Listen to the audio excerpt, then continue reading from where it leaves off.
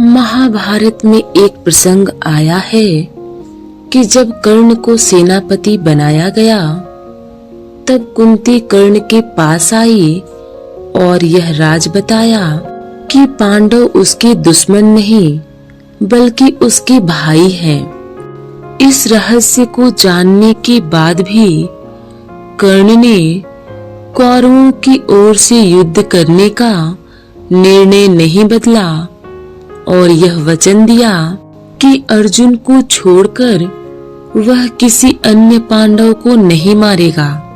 कर्ण का यह कहना इस बात को दर्शाता है कि कर्ण के मन में अर्जुन के प्रति कितना जहर भरा हुआ था। तीर्थ जिन्होंने कर्ण का लालन पालन किया था वह कर्ण को शिक्षा प्राप्ति के लिए गुरु द्रोणाचार्य के पास ले गए थे, लेकिन द्रोणाचार्य ने कर्ण को शिक्षा देने से मना कर दिया था क्योंकि कर्ण क्षत्रिय नहीं था। दूसरा कारण यह था कि द्रोणाचार्य अपने शिष्य अर्जुन को सर्वश्रेष्ठ धनुर्धर बनाना चाहते थे। अर्जुन द्रोणाचार्य का सबसे प्रिय शिष्य भी था, किंतु कर्ण अर्जुन को युद्ध में पराजित करके द्रोणाचार्य को यह साबित करके दिखाना चाहता था कि वह सूत पुत्र होकर भी क्षत्रिय अर्जुन से बेहतर है। यह महत्वाकांक्षा अर्जुन से उसकी दुश्मनी की एक बड़ी वजह थी। कौरवों और पांडवों की शिक्षा खत्म होने के बाद दीक्षांत समारोह आयोजित किया गया, जिसमें सभी को अपनी क्षमता और योग्यता का प्रदर्शन करना था। जब अर्जुन अपने युद्ध कौशल का प्रदर्शन कर रहे थे तब कर्ण वहां पहुंच गया और उसने अर्जुन को चुनौती दी।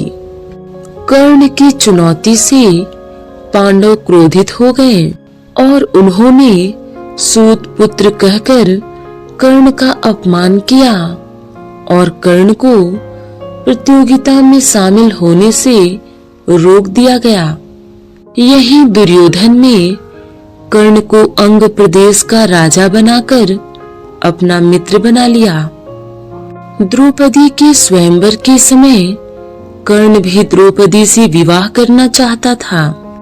इसके लिए कर्ण स्वयंवर में भाग लेने पहुंचा था, लेकिन कर्ण को यहाँ भी सूत पुत्र होने के कारण स्वयंवर में भाग लेने से रोक दिया गया और ब्राह्मण वेश में अर्जुन ने स्वयंवर में भाग लेकर द्रौपदी से विवाह रचाया। इस घटना की वजह से ही कर्ण ने जुए के खेल में द्रौपदी को दांव पर लगाने की मांग की थी। कर्ण सूर्य का पुत्र था, लेकिन दुर्भाग्य से उसकी माता कुंती ने उसे जन्म लेते ही गंगा में प्रवाहित कर दिया और वह अधिरथ के घर में पला बढ़ा। इस कारण से कर्ण को जीवन में कई बार समझौता करना पड़ा और इसका असर उसके वैवाहिक जीवन पर भी पड़ा। दुर्योधन ने कर्ण को अपना मित्र बनाकर अंग देश का राजा भले ही बना दिया, लेकिन सूत पुत्र होने के कारण द्रौपदी के स्वयंवर में उसे भाग नहीं लेने दिया गया। इस बात से कर्ण बहुत दुखी हुआ, लेकिन इसके बाद कर्ण के जीवन में 2 कन्याओं का आगमन हुआ। कर्ण ने 2 विवाह किए। कर्ण की पहली पत्नी थी रुसाली। यह सूत कन्या थी। पिता की इच्छा का मान रखते हुए कर्ण ने रुसाली से विवाह किया था। इसके बाद कर्ण ने एक और विवाह किया। कर्ण की दूसरी पत्नी का नाम था सुप्रिया। इन दोनों पत्नियों से कर्ण को 9 पुत्र प्राप्त हुए। द्रौपदी के विषय में भविष्य पुराण में बताया गया है कि यह पूर्व जन्म में एक गरीब ब्राह्मणी थी। वन में रहकर किसी तरह अपना गुजारा किया करती थी। लेकिन अपने पुण्य कर्मों के कारण यह अगले जन्म में पांडवों की महारानी बनी। भविष्य पुराण में बताया गया है कि युधिष्ठिर जब जुआ में सब कुछ हार कर वन में जा रहे थे, उस समय मैत्रेय ऋषि ने अपने दिव्य दृष्टि से इस बात को जाना था। मैत्रेय ने पांडवों को बताया कि द्रौपदी ने पूर्व जन्म में ऐसे पुण्य किए हैं जिससे यह जहाँ भी रहेगी वहाँ अन्नपूर्णा की तरह इनका भंडार भरा रहेगा। इसलिए वन में रहते हुए आपको कभी भी भोजन और अन्न की चिंता नहीं करनी होगी। कृष्ण ने कुंती से कहा कि द्रौपदी ने पूर्व जन्म में भगवान शिव की तपस्या करके कि उसे अगले जन्म में धर्मपरायण, बलवान, श्रेष्ठ धनुर्धर, रूपवान और धैर्यवान पति मिले। यह पांचों गुण एक व्यक्ति में होना संभव नहीं है। इसलिए भगवान शिव के वरदान के कारण द्रौपदी के 5 पति होंगे।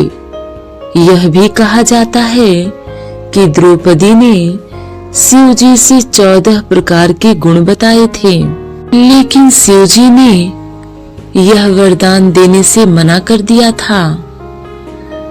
तब द्रौपदी ने इन 5 गुणों वाले पति की मांग की थी।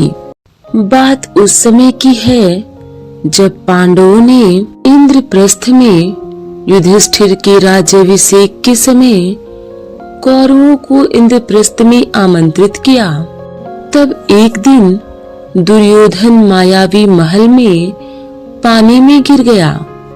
तभी द्रौपदी दुर्योधन को पानी में गिरता हुआ देखकर हंसने लगी और व्यंग्यपूर्वक यह भी कह दिया कि अंधे का पुत्र अंधा। इंद्रप्रस्थ में हुए अपने इस अपमान के बाद दुर्योधन ने जुआ खेलने के लिए युधिष्ठिर को हस्तिनापुर में आमंत्रित किया। यहाँ पांडव जुए में सब कुछ हार गए। यहाँ तक कि द्रौपदी भी दांव पर लग गई और दुर्योधन ने द्रौपदी का वस्त्रहरण करने का प्रयास किया। दी ने कहा कि अब से मेरे बाल तब तक खुले रहेंगे तब तक मैं इनमें दुःशासन के छाती का लहू नहीं मलूंगी। द्रौपदी की इस प्रतिज्ञा को पूरी करने की कसम भीम ने उठाई। द्रौपदी की यह प्रतिज्ञा भी महाभारत युद्ध की ओर एक कदम था। जब पांडव जुए में हार गए और वनवास जाने लगे, तब द्रौपदी ने भी वन में पांडवों के साथ जाने का फैसला किया, जबकि पांडव चाहते थे कि द्रौपदी महल में ही रहे। तब द्रौपदी ने उस समय कहा कि मैं तुम पांडवों के साथ ही रहूंगी और तुम्हें अपने अपमान की याद दिलाती रहूंगी, ताकि तुम कौरवों से मेरे अपमान का बदला पूरा कर सको। जब पांडव जुए में सब कुछ हारने के बाद 13 वर्ष का वनवास काट रहे थे, एक दिन दुर्योधन का जीजा जयद्रथ द्रौपदी का अपहरण करके अपने राज्य ले जाने लगा। तब पांडवों ने जयद्रथ को बंदी बना लिया और उसे मृत्युदंड देने लगे।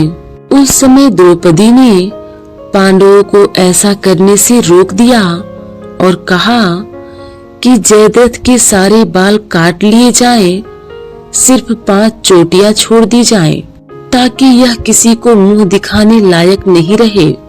जयद्रथ इस घटना के बाद पांडवों से बदला लेने की ताक में लग गया, जिसका परिणाम महाभारत के युद्ध में अभिमन्यु की हत्या के रूप में सामने आया।